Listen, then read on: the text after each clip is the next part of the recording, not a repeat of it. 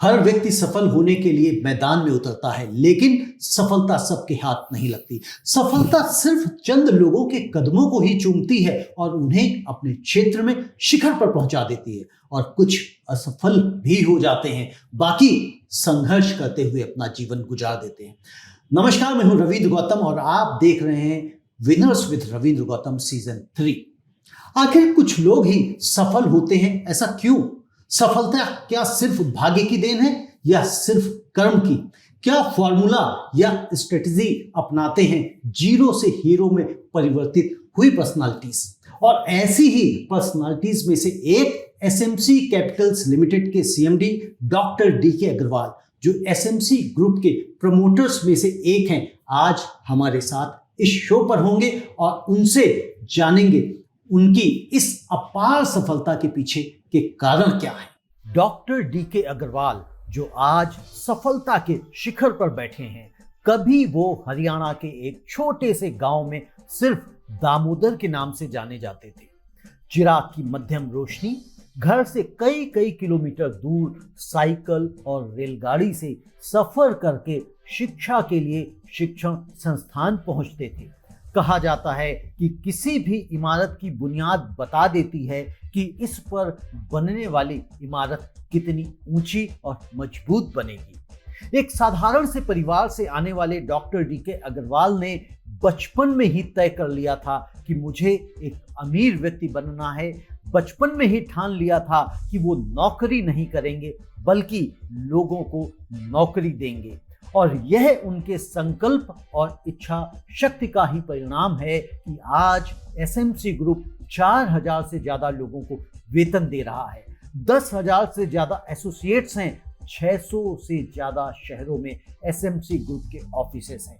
Doctor DK Agarwal adversity में भी opportunity ढूंढ निकालते हैं। इसका ताजा उदाहरण है कोविड टाइम में, जब देश के तीसरे सबसे बड़े chamber PhD chamber of commerce के प्रेसिडेंट की जिम्मेदारी मिली, तब घर से ही सरकार के साथ मिलकर व्यापारियों और उद्योगपतियों की राहत के लिए 14-14 घंटे काम करके उनको फायदा पहुंचाया। डीके जी, बहुत बहुत स्वागत है आपका। डीके जी, मैं आपसे सबसे पहले समझना चाहता हूं कि जो आप इस शिखर पे, इस बुलंदी पे पहुंचे हैं, यहाँ आपके कैसा आप महसूस करते हैं, और जब आप शिखर से नीचे की ओर देखते हैं तब आपके अंदर क्या फीलिंग्स आती है? रविंदर जी, ये जो शिखर तक पहुंचने की बात आपने कही, देखिए वैसे सफलता के मायने सबके अपने अपने होते हैं। पैसा, पावर, फेम, ऑफ कोर्स कुछ लोगों के मायने ये भी होते हैं। बट मेरा ये मानना है कि अगर आप ज़िंदगी के अंदर सेटिस्फाइड हैं, आपको एक सेंस ऑफ सेटिस्फेक्शन है, कंटेंटमेंट है, सेंस ऑफ हैप्पीनेस है जो आपने अचीव किया उसके लिए, तो आई थिंक रियल जो एक बेंचमार्क है वो मेरे हिसाब से वही है। तो मैं यही कहूँगा कि God has been very kind, और भगवान की, जैसे बोलते हैं, बहुत कृपा रही है, और गॉड की ग्रेस है कि ये सब सफलता जिनको आप बोल रहे हैं वो मैं उन्हीं की कृपा मानता हूँ। और जब मैं अपना देखता हूँ कि एक गांव से हम आए थे, 10 साल में 15 साल में गांव में रहा, और 10 साल उस गांव में बिजली नहीं थी, और मेरे को अपनी, जब मैं 11th क्लास में गया तो मेरे को 6 किलोमीटर की साइकिल चला के जाना पड़ता था, और उसके बाद ट्रेन पकड़ के मैं कॉलेज पहुंचता था। तो ये जो जर्नी है ये काफ़ी अप्स एंड डाउन्स की रही, बट एक जो वैल्यू सिस्टम है, एक जो संस्कार हमें दिए गए थे, बस मुझे ये सेटिस्फेक्शन है कि हमने उन संस्कारों के हिसाब से, उस वैल्यू सिस्टम के हिसाब से आज हम जहाँ पर पहुँचे हैं वो कहीं पर हमने नहीं छोड़ा, और इसलिए एक बहुत सेटिस्फेक्शन फील होता है, और एक बड़ा खुशी का भी अनुभव होता है कि वैल्यू सिस्टम के साथ लेकर मैं आज यहाँ पर पहुँचा हूँ, जिसको आप सफ़र बोलते हैं। और मेरा मानना है कि मैं इसलिए इसको सफ़र बोलता हूँ कि मेरे को आज एक सेटिस्फेक्शन है, सेंस ऑफ हैप्पीनेस है, सेंस ऑफ कंटेनमेंट है। बट जब आप यहाँ हैं, और पीछे जैसे आपने कहा कि मैं गांव में रहा, 6 किलोमीटर साइकिल चलाता था, फिर ट्रेन पकड़ते थे, तो वहाँ की जब जिंदगी देखते हैं यहाँ पे बैठ के, तो क्या वो जिंदगी, वो जीवन कितना कठिन या कितना आरामदायक लगता था, और यह सोचते हैं कि जिन लोगों का जीवन वैसा होता है तो उनके जीवन में क्या वास्तव में कितनी मुश्किलें होती हैं क्या? देखिए, इसमें कोई शक नहीं है कि सुविधाओं के मामले में और जो वहाँ पर इंफ्रास्ट्रक्चर है वो तो वहाँ कुछ भी नहीं था। लेकिन मैं फिर भी ये कहना चाहूँगा कि वो जो मेरे 15 साल थे, आज जब भी मैं उसको याद करता हूँ तो मेरे को उसकी बहुत याद आती है। क्योंकि वो जो समय था, उस समय कोई चिंता नहीं थी, गांव की बहुत ही शुद्ध हवा थी, और वहाँ पर हम बैठकर अपनी मम्मी जब हमें खाना परोसती थी और जो हम वहाँ बैठकर किचन के अंदर ही बैठ के खाना खाते थे, उसका जो अनुभव था वो आज डाइनिंग टेबल पर बैठकर खाने में मज़ा नहीं उतना आता। मज़ा नहीं है जो उस समय मज़ा आता था। मुझे ऐसा लगता है कि शायद ही कोई व्यक्ति हो जो अपने बचपन को याद नहीं करना चाहता और बचपन में वापस नहीं जाना चाहता, इस पड़ाव पे आके, इस उम्र में आके खास तौर से। निखिल जी, आपने कहा कि सब ईश्वर की कृपा है, तो ये जो सफलता है, जहाँ भी आज आप पहुँचे हैं, इसमें आप अहमियत या सबसे ज़्यादा अहम किसे मानते हैं, भाग्य को या फिर कर्म को? कर्म के किए बगैर कोई सफलता नहीं मिलती, ये मेरा पूरा विश्वास है। कर्म तो हमें करना ही पड़ेगा, लेकिन अगर भाग्य आपका साथ देता है तो कर्म का फल आपको इमीडिएट मिल जाता है और फल ज़्यादा अच्छा मिलता है आपको। तो कहीं ना कहीं भाग्य का भी रोल होता है, बट मैं ये कहना चाहूँगा कि जो लोग कर्मशील हैं, जो कर्म करते हैं, उनका भाग्य भी साथ देना शुरू कर देता है। मेरे साथ तो हमेशा यही रहा, मैं अपना कार्य करता गया और भाग्य ने भी मेरा साथ हमेशा दिया। हमेशा दिया। तो जैसे कुछ लोग भाग्य का रोना रोने लगते हैं कि भाई भाग्य मेरा खराब था जिसकी वजह से मैं असफल हो गया, या मैं कुछ अपने जीवन में बड़ा अचीव नहीं कर पाया। क्या आपको लगता है यदि कर्म की शक्ति, इंटेंसिटी ज़्यादा हो तो भाग्य लिखा भी जा सकता है? क्योंकि ऐसे लोग कहते भी हैं कि भाग्य अपना खुद लिखा जा सकता है। देखिए, गीता में भी कहा गया है कि हमें कर्म करते रहना चाहिए और जो भी फल मिले उससे संतुष्ट रहना चाहिए। तो मेरा मानना है कि जब हम कर्म करते जाएंगे और फल की ना चिंता करते हुए, ना फल की एक्सपेक्टेशन करते हुए, तो कहीं ना कहीं हमारा कर्म करने में ध्यान ज़्यादा बेटर रहेगा और हम अच्छी तरह से कर्म कर पाएंगे। और अगर हम इस भावना से कोई कर्म करते हैं तो हमारे पर टेंशन नहीं होती। आज मैं अगर पढ़ाई कर रहा हूँ और मेरा रिजल्ट क्या आएगा, मैं उसकी चिंता नहीं कर रहा, तो मेरे ऊपर अननेसेसरी प्रेशर नहीं होगा। तो मेरा मानना है कि इसी तरह से अगर आप कर्म करते हैं तो अल्टीमेटली भाग्य भी आपका साथ देता है। भाग्य भी आपका साथ देता है यदि आप कर्म पे अपना ध्यान, अपना फोकस बनाए रखते हैं। जैसा कि आप पहले मुझे बता रहे थे कि आपका जो मन था शुरू से ही, बचपन में ही, कि भाई मुझे जॉब नहीं करनी है, लोगों को मुझे जॉब देनी है, यानी कि नौकरी नहीं करनी बल्कि मैं नौकरी देना चाहता हूँ, ऐसा मैं सोचता था। तो वो सोच कहाँ से पैदा हुई? किसने वो सोच आपके नन्हे मन में डाली? देखिए, ये प्रेरणा हमें हमारे पिताजी से मिली।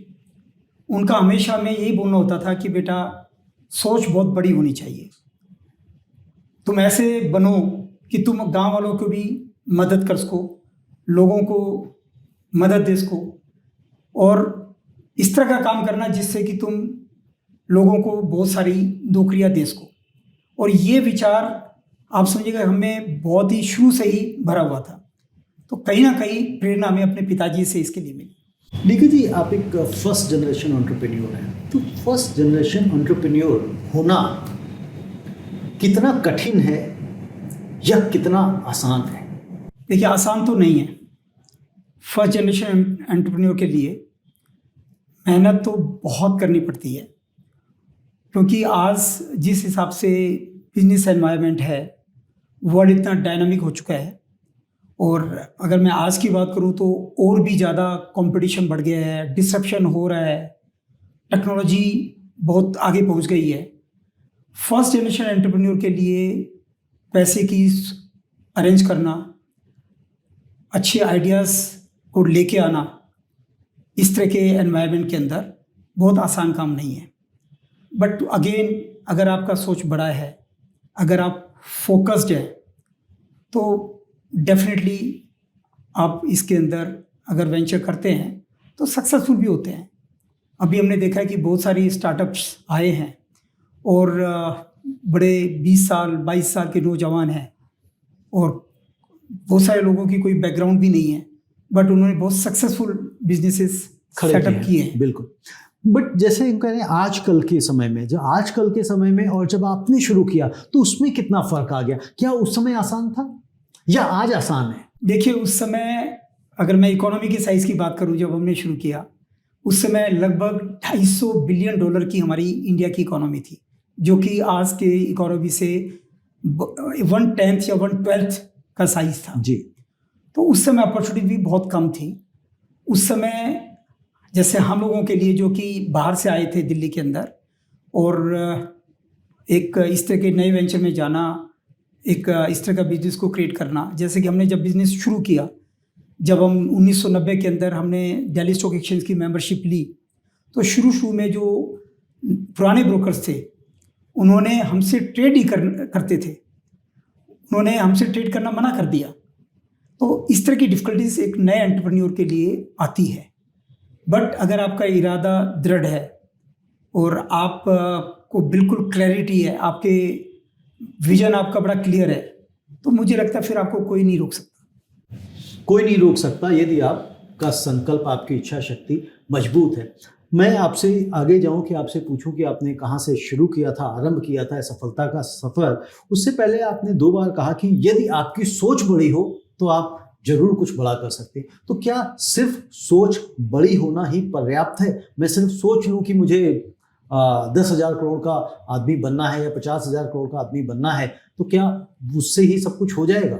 देखिए, सोच बड़ी होना तो एक रिक्वायरमेंट है, पहली रिक्वायरमेंट है कि आपको एक अपना विजन बड़ा क्लियर होना चाहिए। बट विजन के बाद जो एक सक्सेस का सबसे बड़ा मंत्र है वो है फोकस।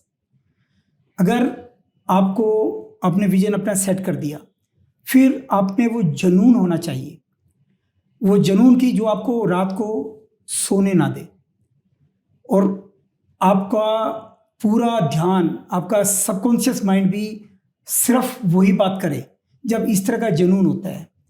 और उसके बाद ऑफ कोर्स आपको एक डायरेक्शन मिल गई, फिर आपका एफर्ट्स उस डायरेक्शन में आप करें। और भी बहुत सारी चीज़ें हैं, आप जिस भी बिजनेस के अंदर आपने अपने एक विजन सेट कर लिया और आप उस डायरेक्शन में एफर्ट्स कर रहे हैं, यानी कि सोच बड़ी होने के साथ साथ आपको उस पर एफर्ट करना पड़ेगा। उसको पाने के लिए जो इंग्रेडिएंट्स चाहिए, जो आपने कहा कि ये तो सोच बड़ी होना तो एक इसेंशियल इंग्रेडिएंट है। और जो आपने कहा कि सोच वो, यानी कि जो अब्दुल कलाम जी ने कहा था कि सपने वो जो सोते हुए नहीं, जो सपने आपको सोने ना दे, वही आपको आगे ले जाते हैं। डीके जी, एक चीज़ और मुझे जाननी है कि अपने दर्शकों को इस कार्यक्रम के माध्यम से, क्योंकि देखिए हर व्यक्ति चाहता तो है बड़ा होना, हर व्यक्ति चाहता तो है वो बड़ी गाड़ियों में घूमे, हर व्यक्ति चाहता तो है कि वो बड़े बड़े बंगलों में रहे, फार्म हाउसेज में रहे, घरों में रहे, उसके पास बहुत हजारों लोगों की टीम हो, लेकिन ऐसा हो नहीं पाता है। तो आपका जो सफ़र शुरू हुआ, कहाँ से शुरू हुआ? क्या आपने जब अपना बिजनेस शुरू किया तो 150 लोगों की टीम, क्योंकि आज आपके पास 4,000 से ज़्यादा लोग काम करते हैं, तो उस वक्त कहाँ से आपने शुरुआत करी? देखिए, 1990 में हमने अपना एसएमसी का बिजनेस शुरू किया था। दिल्ली स्टॉक एक्सचेंज की मेंबरशिप से हमने शुरू किया था। एक छोटे से कमरे से लगभग 400 स्क्वायर फीट के ऑफिस से 5-6 हमारे पास एम्प्लॉइज़ थे। वो छोटी पूंजी से हमने शुरू किया। और आज अगर हम देखें हमारी इस जर्नी के बाद, आज हम इंडिया के जितने भी कमोडिटी एक्सचेंजेस हैं सभी के मेंबर हैं। NSE, BSE, MCX, NCDX, MSCI और गिफ्ट सिटी एक्सचेंजेस के अंदर जो एक्सचेंज है BSE और NSE ने जो प्रमोट किए हैं उसके भी मेंबर हैं। इंटरनेशनल बुलियन एक्सचेंज जो गिफ्ट सिटी में भी सेटअप हुआ है उसके मेंबर हैं। Dubai gold and commodity exchange उसके भी हम मेंबर हैं। और उसके अलावा आज हम इन्वेस्टमेंट बैंकर हैं, सेबी रजिस्टर्ड पोर्टफोलियो मैनेजर हैं, वेल्थ मैनेजमेंट कंपनी है हमारी, इंश्योरेंस ब्रोकर हैं, रियल एस्टेट एडवाइजरी में हम काफ़ी लीडिंग प्लेयर हैं। उसके अलावा हमारी NBFC है, डेट की हमारी डेस्क है, इंस्टीट्यूशनल डेस्क है, रिसर्च की हमारा एक आउटफिट है। तो इस तरह से आज के दिन हम लगभग 3,500 से ज़्यादा एम्प्लॉइज़ हमारे यहाँ काम करते हैं। पूरे इंडिया के अंदर हमारे अपने 100 से ज़्यादा अपने ऑफिसेज हैं और लगभग 2500 हमारे जो सब ब्रोकर हैं उनके ऑफिसेज वो एसएमसी ऑफिस के ही होते हैं जी। और 11,000 के करीब हमारे एसोसिएट्स हैं जो कि हमसे अटैच्ड हैं।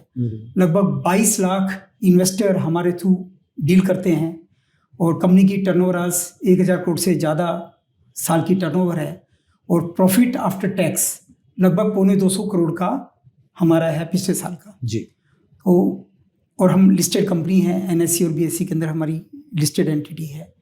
तो आज हम देखते हैं तो एक ये जो जर्नी है बड़ी एक सक्सेसफुल जर्नी हमें लगती है। नहीं, डेफिनेटली सक्सेसफुल आपको तो लगी रही है और मुझे लगता है जो बाहर लोग हैं उनको भी लगती है और दिखाई देती है और सच्चाई भी है, इसे झुठलाया नहीं जा सकता है। लेकिन यहाँ तक पहुँचने में, क्योंकि आप देखें ना, आप कहीं भी जाएं, जैसे मंजिल की बात करते हैं ना कि आप कहीं भी जाना चाहें तो शायद ही कोई ऐसा रास्ता आता है जहाँ पे आपको रेड लाइट नहीं मिले अगर आप रोड पे जाते हैं, ट्रैफिक जैम नहीं मिले, हर्डल्स ना आए, गड्ढे ना आए, स्पीड ब्रेकर ना आए।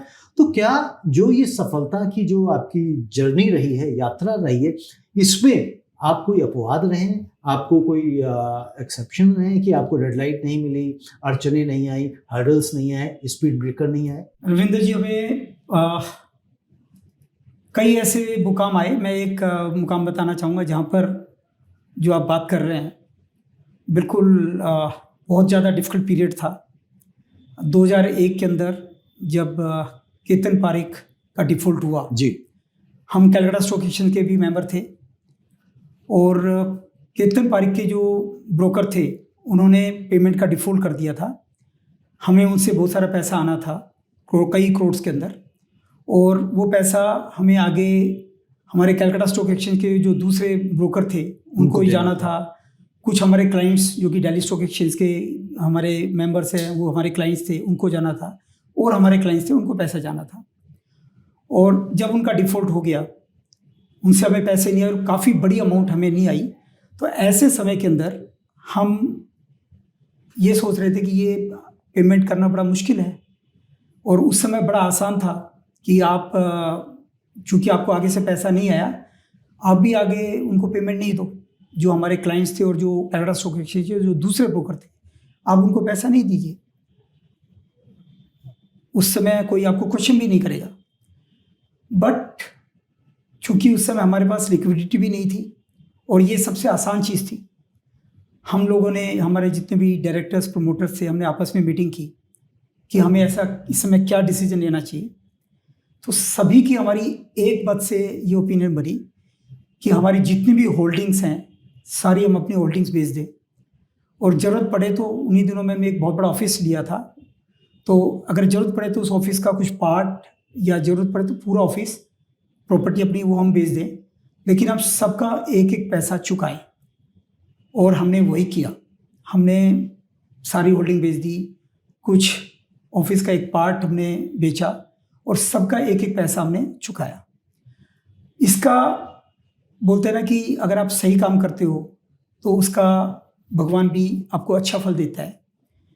क्योंकि उस समय कलकत्ता स्टॉक एक्सचेंज बंद हो गया था, क्योंकि वहाँ डिफ़ॉल्ट हुआ था। रीजनल एक्सचेंज जैसे दिल्ली स्टॉक एक्सचेंज है वो भी ऑलमोस्ट बंद हो गया था। तो उसका बेनिफिट ये हुआ कि वहाँ के कलकत्ता स्टॉक एक्सचेंज के ब्रोकर, दिल्ली स्टॉक एक्सचेंज के ब्रोकर, चूँकि उनको अब काम करना था, और उस समय नेशनल स्टॉक एक्सचेंज के लिए हम उसके भी मेंबर थे, तो उन लोगों ने हमसे, क्योंकि हम ट्रस्टेड ब्रोकर हो गए, हमारा रेपुटेशन बहुत बढ़ गई, गुडविल बन गई, लोगों का विश्वास बैठ गया। और इस लाइन के अंदर ट्रस्ट सबसे इम्पोर्टेंट है, किसी लाइन पे भी मुझे लगता है ट्रस्ट इम्पोर्टेंट, और फाइनेंशियल सर्विसेज में खासकर एक ट्रस्ट की बहुत वैल्यू है जी, क्योंकि लोगों का पैसा आपके पास जमा होता है। तो उसकी वजह से लोगों ने हमारे साथ एनएससी का बिजनेस, हमारे पास बहुत क्लाइंट्स ऐड होते गए, कलकत्ता स्टॉक एक्सचेंज के ब्रोकर्स, दिल्ली स्टॉक एक्सचेंज के ब्रोकर्स, और भी बहुत सारे क्लाइंट्स, वो हमारा सारा बिजनेस उनका हमारे पास आने लगा। और एसएमसी की ग्रोथ ने एक ज़बरदस्त अप ट्रेंड उस समय लिया। जब ये डिसीजन आप लोगों ने लिया कि भाई हम सभी का पैसा दें, तो कहीं क्या ऐसे डिस्कशंस भी हुए कि भाई ये हम बहुत ही, जिस तरह से आपने बताया कि जब मार्केट ही डूब गई थी और पैसा लोगों का आपके थ्रू जो लगा हुआ था तो वो डूबता हुआ दिखाई दे, उनके लिए तो डूब ही गया था, लेकिन क्या कहीं ऐसे आपको लगा कि हम एक मुकाम तक पहुंचे थे और फिर अपने सब प्रॉपर्टियां बेच के, ऑफिस बेच के हमें सब पैसा देना पड़ेगा, ठीक है ना? तो कहीं ऐसा लगा क्या कि भाई कहते हैं ना वो इस रात की सुबह नहीं, ऐसा कोई ख्याल आया, मंजर आया? बिल्कुल वो समय बिल्कुल ऐसा ही था। और ये डिसीजन लेना बहुत टफ था कि आप लोगों का सभी का, क्योंकि ये बड़ा आसान था कि आप लोगों का पैसा, क्योंकि आपका पैसा नहीं आया और आप आगे भी पैसा नहीं दे रहे बिकॉज आपका पैसा नहीं आया, स्टॉक एक्सचेंज के जो और ब्रोकर थे उनसे पैसा नहीं आया, तो ये एक बड़ा आसान डिसीजन होता। लेकिन ये एथिकली, मोरली और हमारा जो वैल्यू सिस्टम है उसके हिसाब से बिल्कुल गलत था। हमें पता था कि इससे हमारा वर्किंग कैपिटल ख़त्म हो जाएगी और हमें आने वाले टाइम में बिजनेस करने में बहुत दिक्कत आएगी और हमारा बिजनेस ऑलमोस्ट रुक ही जाएगा। बट हमने वो हार्ड डिसीजन लिया, लेकिन भगवान का बहुत बड़ा मैं बोलूँगा कि आशीर्वाद था कि जब आप सही काम करते हैं तो भगवान भी आपकी मदद करता है। और हमें हमारा बिजनेस, जैसे मैंने आपको बताया, उसके बाद दिन रात मैनीफोल्ड हमारा बिजनेस बढ़ा। जी, बिल्कुल ठीक बात है। यानी कि जब तक हम लोगों में भरोसा नहीं जीतेंगे तब तक हम आगे नहीं बढ़ सकते, चाहे वो कहीं भी हो। एंटरप्रेन्योर बनना, खासतौर से जो कहते हैं ना कि आज की तारीख में हर व्यक्ति चाहता है कि एंटरप्रेन्योर बने। पहले भी लोग चाहते थे, ऐसा नहीं है नहीं चाहते हैं, लेकिन उनको बनने के लिए क्या क्या चीज़ों की आवश्यकता है? मान लीजिए आपके पास आइडिया है बट फंड्स नहीं है, फंड्स हैं लोगों के पास में तो आइडिया नहीं है, करें तो क्या करें? तो ऐसी उसमें आप जो बडिंग एंटरप्रेन्योर्स हैं उनके लिए क्या कहना चाहते हैं कि भाई आप किस तरह से इस फील्ड में जा सकते हैं? देखिए, आजकल बहुत सारे स्टार्टअप्स आ रहे हैं और हमने देखा है कि अगर मैं सक्सेसफुल स्टार्टअप्स की बात करूं तो काफ़ी कम परसेंटेज उनका होता है। तो मेरा ये मानना है कि जो स्टार्टअप्स बिजनेस अपना शुरू करते हैं, सबसे पहले जरूरी है कि उनको अपनी क्लैरिटी बिल्कुल होनी चाहिए। There should be absolute clarity और बिल्कुल फोकस उनका होना चाहिए कि अगर वो उन्होंने डिसीजन लिया है तो वो इससे हटेंगे नहीं। ऑफ कोर्स पैसे की ज़रूरत होती है, आपको टीम की ज़रूरत होती है, आपको मार्केट भी एक्सेस करना है, तो आपको पूरा एक इकोसिस्टम में आपको अपने आप को इंटीग्रेट करना है। बट सबसे ज़्यादा जो ज़रूरी है वो ये है कि आपका एक विजन बड़ा क्लियर हो और स्किन इन द गेम। कई बार लोग क्या गलती करते हैं कि कहीं पर भी उनका अपना इन्वॉल्वमेंट नहीं होता, उन लोगों के पास आइडिया होता है। बट मैं ये बोलूँगा कि आप अपने फैमिलीज, अपने फ्रेंड सर्कल से सबसे पहले, अगर आपके पास अपना पैसा जितना वो लगाइए, फैमिली और फ्रेंड से जितना पैसा मिल सकता है वो लगाइए, जिससे कि आपकी कमिटमेंट लोगों को नज़र आए। क्योंकि जनरली हमने देखा है कि एंजल इन्वेस्टर जहाँ पर स्किन इन द गेम उनको नज़र नहीं आता स्टार्टअप के अंदर, वहाँ पर पैसा देने में उनको काफ़ी हिच होती है। इसलिए बहुत जरूरी है, हेजिटेट करते हैं कि भाई पता नहीं yes. पैसा दें, मर जाएगा, क्या होगा, हाँ, काम करेंगे बच्चे या नहीं करेंगे। क्योंकि अगर वो उस बिजनेस सक्सेसफुल नहीं हुआ तो देन जो स्टार्टअप एंटरप्रेन्योर है, he has nothing to lose. तो वो ये चाहते हैं कि इसका अपना स्किन इन द गेम हो, भले ही उसकी स्किन इन द गेम कुछ ही उसकी पूंजी हो, बट जो भी उसके पास पूंजी अवेलेबल है वो उसमें उसकी लगी होनी चाहिए। जहाँ पर इस तरह की कमिटमेंट है जी, उससे फिर उनको भी एक कॉन्फिडेंस आता है और उसके बाद उनको पैसे मिलने में दिक्कत नहीं आती। पैसे मिलने में दिक्कत नहीं आती। एंटरप्रेन्योर बनने के लिए शिक्षा कितनी अहमियत रखती है? मैं ये बोलूँगा कि शिक्षा और उसके साथ साथ एक्सपोजर, अनुभव। अभी हमने देखा है कि बहुत सारे लोग स्टार्टअप में सीधे अपनी एजुकेशन किया और सीधा स्टार्टअप शुरू कर देते हैं। कुछ लोग सक्सेसफुल भी हुए हैं, ऐसा नहीं है, बट अधिकतर केसेस के अंदर चूंकि उनका कोई एक्सपोजर, उन्होंने कोई एम्प्लॉयमेंट नहीं किया, उनको इस फाइनेंशियल वर्ल्ड के बारे में बहुत ज़्यादा जानकारी नहीं होती। अगर वही लोग 1 या 2 साल का अगर कोई एक्सपोजर लेके आएंगे तो उनके सक्सेसफुल होने के चांसेस काफ़ी बढ़ जाएंगे। तो मेरा यही है कि 1-2 साल आप उस लाइन के अंदर, उस तरह के इंडस्ट्री में जो आप स्टार्टअप करना चाहते हैं, आप 1 या 2 साल का उसमें एक्सपोजर लें, उसमें जॉब करें और फिर अपना स्टार्टअप शुरू करें। कुछ आपके पास पैसा भी जमा होगा और दूसरा आपको एक बहुत इंपॉर्टेंट एक्सपीरियंस, जो एक एक्सपोजर है एक बिजनेस वर्ल्ड का, वो आपको मिले। यानी कि जब आप अपनी स्टडी कंप्लीट करते हैं तो उसके बाद आप जॉब जरूर करें। डीके जी, एंटरप्रेन्योर बनने के लिए क्या काबिलियत होनी चाहिए और उसमें शिक्षा, एजुकेशन कितनी अहमियत रखती है? एंटरप्रेन्योर के लिए जो सबसे पहली रिक्वायरमेंट है, रिस्क टेकिंग कैपेसिटी।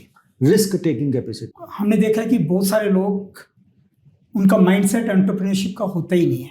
बिजनेस का मतलब ही है कि रिस्क टेकिंग, क्योंकि रिस्क ज़्यादा है। क्योंकि स्टॉक मार्केट के लिए तो लोग कहते हैं कि यहाँ रिस्क अगर होता है। आप नौकरी कर रहे हैं तो आपको पता है कि आपको एक फिक्स सैलरी मिलेगी। बिजनेस के अंदर आपका बहुत बड़ा प्रॉफिट भी आ सकता है, आपको बड़ा लॉस भी आ सकता है। लेकिन जो मैंने दूसरा इसके साथ रखा कि शिक्षा, एजुकेशन, वो कितनी अहमियत रखती है? क्या एक एंटरप्रेन्योर का एजुकेटेड होना जरूरी है, या बिना एजुकेशन के भी वो एंटरप्रेन्योर बन सकता है? हमने बहुत देखा है, बहुत सारे एंटरप्रेन्योर्स बहुत सक्सेसफुल हैं और उनकी एजुकेशन हमने देखा है कि बिल्कुल अनपढ़ भी हैं, जिन्होंने स्कूल ड्रॉप आउट भी हैं और जिन्होंने कोई टेक्निकल एजुकेशन नहीं ली। But it does not mean कि एजुकेशन की रिक्वायरमेंट नहीं है। अगर आप एजुकेटेड हैं तो डेफिनेटली एक एक्स्ट्रा आपके पास क्वालिटी है, और कहीं ना कहीं एजुकेशन आपको हेल्प करती है। एजुकेशन आपको हेल्प करती है इवन क्योंकि आप रीड करते हैं, उसको समझ सकते हैं, उसको प्रॉपर एनालिसिस कर सकते हैं। तो एजुकेशन का एक बहुत बड़ा रोल है। कोई मिसगाइड नहीं कर सकता, कोई आपको मिसगाइड नहीं कर सकता। बट हैविंग सेड दिस, मैं ये भी बोलना चाहूँगा कि एक्सपीरियंस सबसे बड़ी एजुकेशन है। अगर आपकी एक फॉर्मल एजुकेशन नहीं भी है लेकिन आपका एक्सपीरियंस बहुत ज़्यादा है और आप उस बारीकों को समझते हैं जो कि एक एंटरप्रेन्योर के लिए रिक्वायरमेंट है, तो बहुत सारे एंटरप्रेन्योर्स उसके बावजूद बहुत सफल होते हैं। बहुत सफल होते हैं। अगर एजुकेशन की बात करें तो आपकी एजुकेशन क्या है? आपने बताया कि भाई मैं इतनी दूर जाता था, तो आपने पढ़ाई कहाँ तक? देखिए, मैंने ग्रेजुएशन पंजाब यूनिवर्सिटी चंडीगढ़ से की। उसके बाद चूँकि मेरे जो सबसे बड़े ब्रदर हैं सुभाष जी, उन्होंने एक लाइन सेट कर दी थी, उन्होंने सीए की थी, तो उन्होंने मेरे को बुला लिया सीए करने के लिए। फिर मैंने चार्टर्ड अकाउंटेंसी की पढ़ाई की और मैं चार्टर्ड अकाउंटेंट हूँ। बट आप चार्टर्ड अकाउंटेंट हैं, साथ में आप लिखते हैं डॉक्टर डीके अग्रवाल। देखिए, क्योंकि मैं बिजनेस में था तो कभी सीए डीके अग्रवाल नहीं लिखा। और मेरे को जब मैं पीएचडी चैम्बर में when I was the president, तो मेरे को यूनिवर्सिटी ने फाइनेंशियल मार्केट के अंदर अच्छा काम करने के लिए एक ऑनरी डिग्री पीएचडी की दी थी। तो उसके बाद से मैंने डॉक्टर डीके अग्रवाल यानी कि एक ऑनरी आप डॉक्टरेट हैं। तो डॉक्टर डीके अग्रवाल, अभी आपने पीएचडी चैम्बर ऑफ कॉमर्स की बात करी, तो उसमें आप प्रेसिडेंट भी थे। तो जब एक इतना बड़ा एम्पायर आप चलाते हैं और साथ के साथ मुझे लगता है पीएचडी चैम्बर ऑफ कॉमर्स जैसी संस्था का प्रेसिडेंट होना, मुझे लगता है दोनों में रिस्पॉन्सिबिलिटीज तो बराबर हो जाती हैं, या आपको लगता है कि वहाँ पे हम दोनों जगह कहते हैं ना जस्टिफाई आप दोनों पोजीशन को कर पा रहे थे? PhD chamber of commerce and industry के लिए मैं आपको बताना चाहूँगा, ये 116 साल पुरानी बिजनेस चैम्बर है और इसके लगभग 19 स्टेट्स के अंदर इसके ऑफिसेज हैं। लगभग 50 से ज़्यादा कमेटी है और सभी स्टेट्स के अंदर स्टेट चैप्टर हैं। 300 से ज़्यादा एम्प्लॉइज़ काम कर रहे हैं और गवर्नमेंट के अंदर जो पॉलिसी एडवोकेसी में, बिजनेस की रिप्रेजेंटेशन के अंदर बिजनेस के लिए पॉलिसी एडवोकेसी करना और बिजनेस की जितनी भी प्रॉब्लम्स हैं उसको गवर्नमेंट के सामने प्रस्तुत करना, और एक गवर्नमेंट और बिजनेसेस के अंदर एज ए ब्रिज का काम करना, गवर्नमेंट की पॉलिसी जो अच्छी पॉलिसीज है उनको डाउनलोड करना, ये सारा काम business PhD chamber of commerce करती है। जी, मैं 2020-21 के अंदर इसका प्रेसिडेंट था। 3 साल का टेन्योर होता है। 1 साल I was as vice president, उसके बाद एज सीनियर वाइस प्रेसिडेंट, और 2020-21 में मैं इसका प्रेसिडेंट था। और ये वो टाइम था जब कोविड भी आ गया था। तो उस टाइम के अंदर क्योंकि बिजनेसेस के अंदर बहुत इश्यूज आ रहे थे, कोविड हो गया था, तो एसेंशियल सर्विसेज को छोड़ के बाकी सारी इंडस्ट्री को बंद कर दिया गया था और उनके एसेंशियल सर्विसेज को भी फंक्शन करने के लिए बहुत ज़्यादा दिक्कत आ रही थी। क्योंकि आज अगर पैकिंग मटेरियल आपको चाहिए जो कि नॉन एसेंशियल में था उस समय, तो बगैर पैकिंग मटेरियल के आपकी एसेंशियल इंडस्ट्रीज़ के अंदर आप मेडिसिन को पैक कर रहे हैं तो आपको पैकिंग मटेरियल चाहिए। तो वो सारी उस समय दिक्कतें आ रही थी। एक स्टेट दूसरे स्टेट के ट्रक्स को अलाउ नहीं कर रहा था। पोर्ट्स के ऊपर, एयरपोर्ट के ऊपर माल पड़ा हुआ था, उसको क्लियरेंस नहीं मिल रही थी, लेबर नहीं थी। तो ये सारी दिक्कतें थी। उस समय बिजनेस को बड़े लॉसेज हो रहे थे, डेमरेज पड़ रहा था। तो ऐसे टाइम में बिजनेस का कोई रिप्रेजेंटेटिव गवर्नमेंट से बात करे। गवर्नमेंट के लिए ज़रूरी था कि बिजनेस की क्या प्रॉब्लम आ रही है, कोई उसको समझाए। तो उस समय एक बहुत बड़ी नीड थी इस एक वैक्यूम क्रिएट हो गया था और गवर्नमेंट के बीच में और इंडस्ट्री के बीच में एक ब्रिज प्रोवाइड करने की एक रिक्वायरमेंट थी। और मैं अपने आप को बहुत फॉर्चुनेट समझता हूँ कि मैं उस समय मेरे को ये जिम्मेवारी मिली थी प्रेसिडेंट की। मैंने अपनी तरफ से लगभग मतलब दिन रात एक कर दिया। हमने जिस दिन लॉकडाउन हुआ था, we were one of the first chamber to become active. हमने अपने वेबिनार जूम को एक्टिव कर दिया, वेबिनार शुरू कर दिए थे। डेली 2-3 वेबिनार हम कर रहे थे। मिनिस्ट्रीज़ को, सेक्रेटरीज़ को, डिफरेंट मिनिस्ट्रीज़ को हम बुला रहे थे। बिजनेसेस की जो प्रॉब्लम थी वो उनको रिप्रेजेंट कर रहे थे। और हमारे वेबिनार्स के अंदर 500, 1000, 1500 इस तरह से लोग उसके अंदर आ रहे थे और सभी बिजनेस की जो प्रॉब्लम थी वो हम धीरे धीरे तरीके से गवर्नमेंट से बात करके उसको सोल्व कर रहे थे। तो उस समय एक बहुत बड़ा रोल था। और मैं आपको बताता हूँ कि ये मेरे जो 3 साल थे, इसके अंदर जब मैं बना था एज वाइस प्रेसिडेंट और एज सीनियर वाइस प्रेसिडेंट और प्रेसिडेंट, तो मेरे दिमाग में था कि मेरे को, जैसे आपने कहा कि 50% टाइम लगेगा। बट सिचुएशन को देखते हुए, रिक्वायरमेंट को देखते हुए, जब मैं प्रेसिडेंट था उस समय तो मेरा ऑलमोस्ट 95% टाइम चेंबर के अंदर लगा। और मैं इसको बहुत ही अपने लिए एक ये बोलना चाहूँगा कि मेरे को ये एक मौका मिला देश की सेवा करने का, एज ए चेंबर के एज ए प्रेसिडेंट का एक फंक्शन जो मिला था मेरे को, उसको एक जस्टिफाई करने का। तो ये मेरे लिए बहुत ही सुखद और बहुत ही खुशी की बात थी कि मैं ऐसे टाइम में चेंबर के लिए काम आया और देश के लिए काम आया। बिल्कुल ठीक बात है कि जब जज्बा हो, जैसे आपने कहा कि हम तो कर्म करते चलते हैं और ईश्वर जो है ना साथ में आ जाता है, और जब सच्चे मन से और अच्छे कर्म किए जाते हैं तो सफलताएं भी मिलती हैं और साथ के साथ यश की भी प्राप्ति होती है। आज की तारीख में जो टेक्नोलॉजी है उसका काफ़ी उपयोग हो रहा है, और जितने भी आप स्टार्टअप्स देखेंगे, जितने भी बड़े बिजनेसेस आप देखें, तो बिना टेक्नोलॉजी के नहीं शायद चल पा रहे हैं। तो आप आज की तारीख में और आने वाले 5 साल या अगले 10 सालों में इस टेक्नोलॉजी का कितना उपयोग देखते हैं? क्या आने वाला समय ऐसा हो जाएगा कि कोई भी बिजनेस, कोई भी इंडस्ट्री बिना टेक्नोलॉजी के आगे नहीं बढ़ पाएगी? रविंदर जी, मेरा मानना है कि टेक्नोलॉजी आने वाले टाइम में बहुत बड़ा रोल प्ले करेगी। और वैसे भी अभी इंडस्ट्री 4.0 का टाइम है। Artificial intelligence, machine learning, internet of things, ये रोज़मर्रा की बात है। आने वाले टाइम में कोई भी बिजनेस अगर टेक्नोलॉजी को अडॉप्ट नहीं करेगा तो वो आउट हो जाएगा। तो कोई भी बिजनेस को अपने आप को टेक्नोलॉजी के साथ अडेप्ट करना ही पड़ेगा। और टेक्नोलॉजी हमारी एफिशिएंसी को बढ़ा रही है। जो लोगों की रिक्वायरमेंट है, जो जहाँ पर भी कोई भी चीज़ को काम करने में अगर सुगमता क्रिएट कर रहा है, उसको फैसिलिटेट कर रहा है, आई थिंक ऐसी टेक्नोलॉजीज़ बहुत ज़्यादा यूज़ में आने वाली है और आ रही है। तो टेक्नोलॉजी का तो यूज़ बिजनेस को करना ही पड़ेगा, इसमें कोई शक नहीं। बिना टेक्नोलॉजी के शायद मुश्किल ही होगा। मेरा मानना है कि आगे का बिजनेस टेक्नोलॉजी ही ड्राइव करेगा। टेक्नोलॉजी ही ड्राइव करेगी। हमने बात करी कि जो आप एक एंटरप्रेन्योर हैं, फर्स्ट जनरेशन एंटरप्रेन्योर हैं,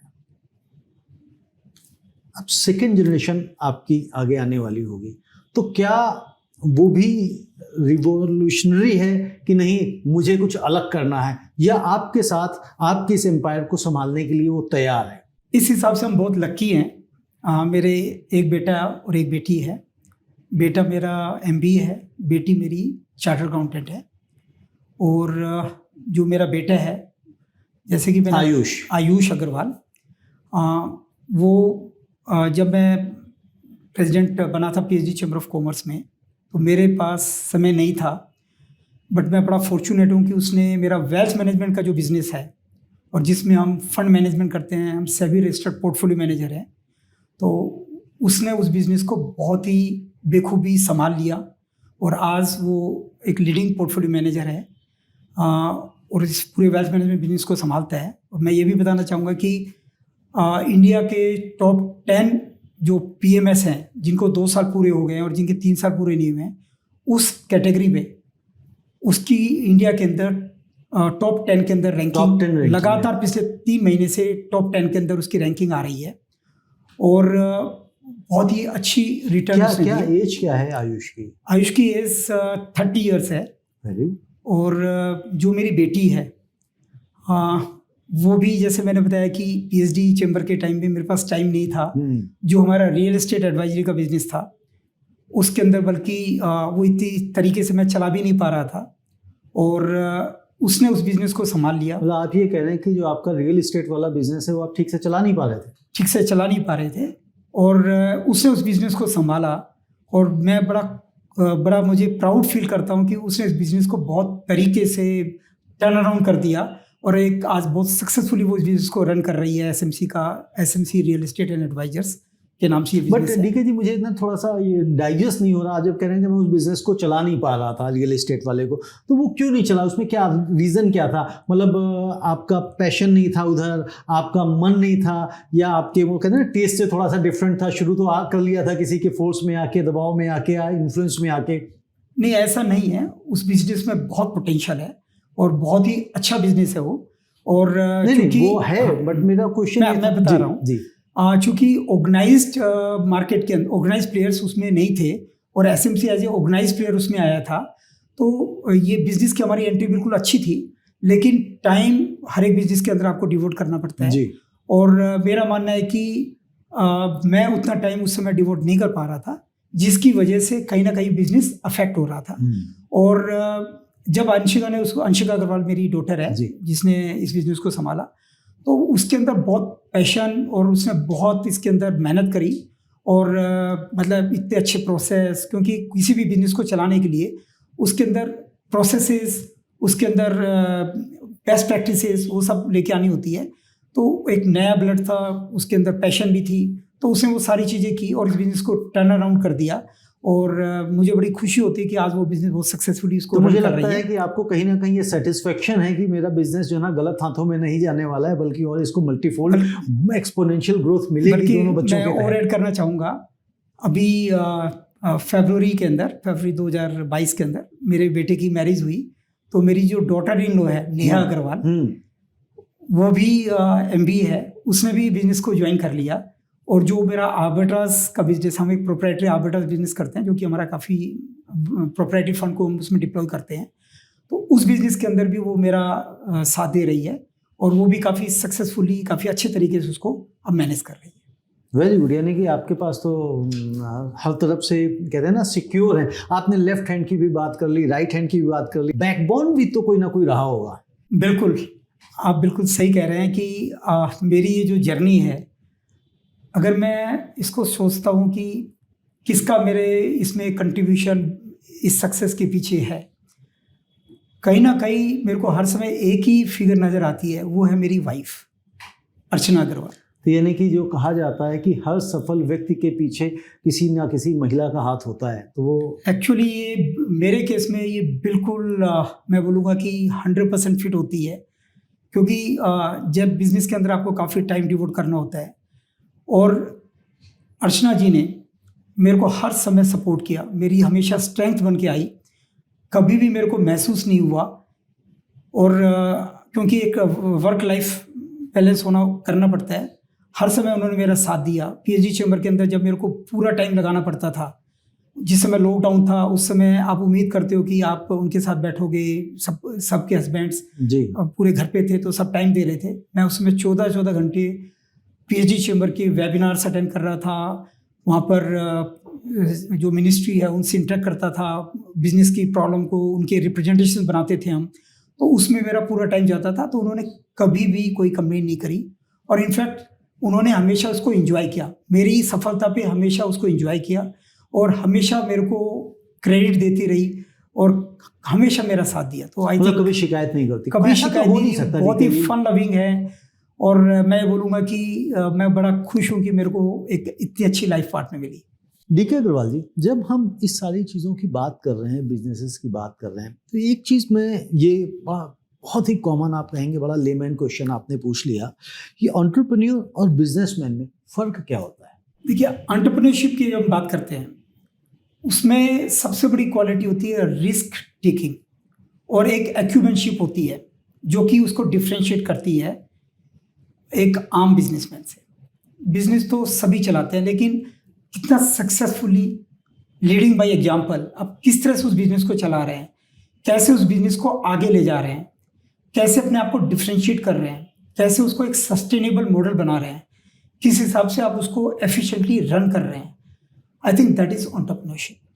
बिजनेस में आप अगर एक नॉर्मल वे में बिजनेस चला रहे हैं तो ठीक है, बट जब तक आप उसमें कोई जान फूंक दिया आपने, एक ऐसे बिजनेस को भी जिसके अंदर आप 50 आदमी है उस बिजनेस को चला रहे हैं, लेकिन आपने उसमें डिफ्रेंशिएट किया, that is the entrepreneurship. I think जो एक वो एक्स्ट्रा जो एक आपकी यूएसपी है, मैं वो उसको आपको ही एंटरप्रेन्योर बनाती है। एंटरप्रेन्योर। हमारे देश की जो जनसंख्या है 70% जनसंख्या गांवों में रहती है, और लगभग आप देखें गांव में रहने वाली, इवन आप शहरों में भी देखें जो मिडिल क्लास हैं या लोअर मिडिल क्लास हैं, उन सब का जो इंटरेस्ट होता है वो बिजनेस या एंटरप्रेन्योरशिप का नहीं होता है माइंडसेट।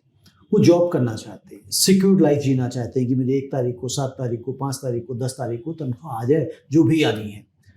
ऐसी सिचुएशन में क्या हमारा देश एक विकसित देश बन सकता है, डेवलप्ड कंट्री बन सकता है, यदि लोग सबका माइंडसेट नौकरी करने के लिए ही हो, जबकि हमारे प्रधानमंत्री जी कहते हैं कि हमें आत्मनिर्भर भारत बनाना है। इनफैक्ट हमारे देश की मैं बोलूँगा कि खासियत ये है कि हमारे यहाँ जो माइंडसेट है वो एंटरप्रेन्योरशिप माइंडसेट है। आप हमारे गांव में देखेंगे छोटे छोटे कुटीर उद्योग, आर्टिसंस, हैंडीक्राफ्ट, काफ़ी ज़्यादा लोग उसमें लगे हुए हैं। इनफैक्ट हमारा देश आज आप देखेंगे जो हमारा टैलेंट है, अगर बाहर भी जो लोग गए हैं वो बहुत सारी आईटी कंपनीज़ के अंदर, बहुत सारी टेलीकॉम कंपनीज़ के अंदर अच्छी लीडिंग पोजीशंस पे हैं। जो 100 फोर्ब्स कंपनीज़ हैं उसमें काफ़ी कंपनीज़ के अंदर उनके जो सीईओ हैं तो वो हमारे इंडियंस हैं जी। तो एंटरप्रेन्योरशिप हमारे इंडियंस के अंदर कूट कूट के भरी हुई है। और इंडिया के अंदर तो उनको यहाँ पे मौका क्यों नहीं मिल पाता, वो बाहर क्यों चले जाते हैं? ऐसी बात नहीं है। अब पिछले कुछ सालों से हमने देखा है कि जैसे हमने अभी आत्मनिर्भर की बात की है, अभी हम इंडिया को एक वर्ल्ड की फैक्ट्री बनाने की बात कर रहे हैं। अभी PLI स्कीम गवर्नमेंट ने शुरू की है, और जिस हिसाब से कोविड के अंदर, कोविड में जब हमारे पास आप समझिएगा कि बहुत सारी चीज़ें हमारे पास नहीं थी, हम कोई मैन्युफैक्चरिंग नहीं करते थे, ऐसे टाइम में हमने with in very short period हमने वैक्सीन भी बनाया। आप समझिएगा कि एक टाइम पे ये था कि हमारे यहाँ PP किट की कोई मैन्युफैक्चरिंग नहीं होती थी, और उसके बाद ये हुआ कि हमने वर्ल्ड को उसको सप्लाई किया। वैक्सीनेशन के अंदर हम सोच भी नहीं सकते थे, पहले जितनी भी त्रासदियाँ हुई है हम हमेशा दूसरे कंट्रीज़ पे डिपेंड करते थे, और इस बार हमने वर्ल्ड को प्रूव किया कि हम में वो कैपेबिलिटी है। भारत आत्मनिर्भर बन सकता है और आत्मनिर्भर बनेगा। अगले 25 साल इंडिया के हैं और इंडिया एक सुपर इकोनॉमिक पावर बनने जा रहा है। तो ये जो आप देख रहे हैं एक जो परिवर्तन हो रहा है, और उसके अंदर मैं मान के चलता हूँ कि हमारी जो आपने जैसे बात की कि 65 to 70% पॉपुलेशन गाँव में रहती है। मैं आपको बता दूं कि ये वो पॉपुलेशन है जो जॉब क्रिएटर भी है, आर्टिसंस, हैंडीक्राफ्ट्स, और गवर्नमेंट भी उनको काफ़ी प्रमोट कर रही है, उनको मार्केटिंग की फैसिलिटी प्रोवाइड कर रही है, उनको मुद्रा लोन और बहुत सारी गवर्नमेंट की स्कीम है जिनके थ्रू उनको फंडिंग भी प्रोवाइड कर रही है। तो मेरा मानना है कि हमारे यहाँ मतलब अगले 25 सालों पे हम एंटरप्रेन्योरशिप की तरफ लोगों के बढ़ता हुआ रुझान बिल्कुल देखेंगे। लास्ट क्वेश्चन मैं आपसे करना चाहूँगा DK जी, कि जो हमारे व्यूवर्स देख रहे हैं, और बहुत सारे लोग, जैसे हम लोग पहली बात की, लोग एंटरप्रेन्योर बनना चाहते हैं, बिजनेस में जाना चाहते हैं, वो भी चाहते हैं कि जो उनकी लाइफ है ना वो फिक्स ना रहे, 10 to 7 वाला ना रहे कि भाई मंडे टू सैटरडे काम करना या मंडे टू फ्राइडे काम करना, वो लिबर्टी चाहते हैं।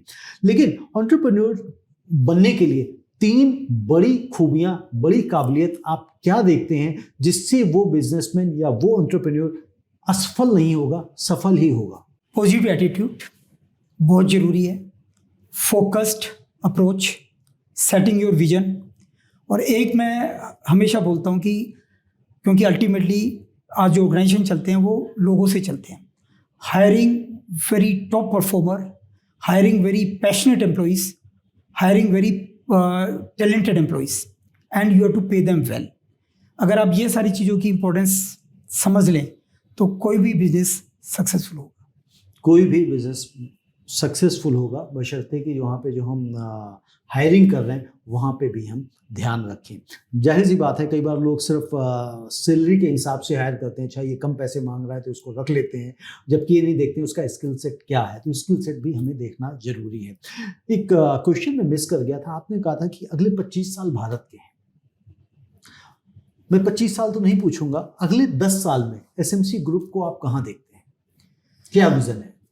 चूँकि हम लिस्टेड एंटिटी हैं तो मैं कोई क्वांटिटी और इसमें मैं बात नहीं कर सकता, बट मैं इतना बोल सकता हूँ कि जो इंडस्ट्री के अंदर ग्रोथ है हम उससे बेटर ग्रोथ करेंगे, और उसकी इंडस्ट्री के हिसाब से तो ग्रोथ करेंगे ही, और हमारा पूरा प्रयास होगा कि हम उससे भी काफ़ी बेटर ग्रोथ करें। और एसएमसी जितने भी हमारे वर्टिकल्स हैं जिनके अंदर भी हैं, हम टॉप 10 टॉप 20 के अंदर सभी वर्टिकल्स के अंदर आए, ऐसा हमारा प्रयास रहेगा। ऐसा आपका प्रयास है। बहुत बहुत शुक्रिया आपका, और मुझे पूरी उम्मीद है, शुभकामनाएं भी हैं आपको कि जो आपका प्रयास है उस प्रयास में सफल हो। हालांकि मुझे लगता नहीं कि आपको बहुत ज़्यादा शुभकामनाओं की आवश्यकता है, क्योंकि आप तो ऑलरेडी बहुत ही तेज़ी से बढ़ते चले जा रहे हैं, क्योंकि जो पीछे का ट्रैक रिकॉर्ड बताता है। बट फिर भी शुभकामनाएं तो ईश्वर की तरफ से सभी को चाहिए। बहुत बहुत धन्यवाद आपका। धन्यवाद रविंद्र जी। तो ये थे हमारे साथ डॉक्टर डीके अग्रवाल जी, जिन्होंने बताया कि वो अपनी जो इस सफलता का जो उनकी जर्नी थी, जो उनकी यात्रा थी, वो कैसे पूरी कर रहे हैं और आगे इनके क्या क्या विजन है, क्या क्या प्लानिंग्स हैं। और साथ में आपको भी इन्होंने मूल मंत्र दिया है कि आप अपने जीवन में कैसे सफल हो सकते हैं। जीवन में बहुत से व्यक्ति सफलता के शिखर पर पहुंचना चाहते हैं, लेकिन चाहत से कुछ नहीं होता। यह बिल्कुल ठीक वैसे ही है जैसे आप दिल्ली से मुंबई जाना चाहते हैं, लेकिन आप अपने घर से बाहर निकल ही नहीं रहे। आपको मंजिल तक पहुंचने के लिए घर से बाहर निकलना पड़ेगा। वायु मार्ग, रेल मार्ग या सड़क मार्ग में से कोई भी एक अपने सामर्थ्य के अनुसार चुनना पड़ेगा और सफर शुरू करना पड़ेगा, तभी आप अपनी मंजिल तक पहुंचते हैं।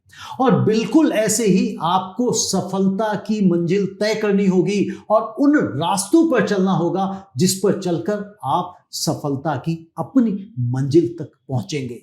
यदि डॉक्टर डीके अग्रवाल अपने छोटे से गांव से बाहर नहीं निकले होते, अपने कंफर्ट जोन को नहीं त्यागा होता, तो आज यह हमारे साथ शो पर नहीं होते। तो अभी उठिए, छोड़िए कंफर्ट जोन को, समेटिए अपनी स्किल्स को और चल पड़िए सफलता की मंजिल की ओर। अगर आपको भी लगता है कि आपकी कहानी लाखों लोगों की जिंदगी बदल सकती है और आप चाहते हैं कि हम सुने आपकी कहानी आप ही की जुबानी, तो फोन उठाइए और टाइप कीजिए विनर्स, स्पेस दीजिए, अपना नाम लिखिए और भेज दीजिए 9999312345 पर। हम आपसे संपर्क करेंगे। आज के लिए मैं लेता हूं आपसे इजाजत। अगले हफ्ते फिर मिलेंगे एक नई प्रेरणा भरी कहानी के साथ, एक विनर के साथ। नमस्ते।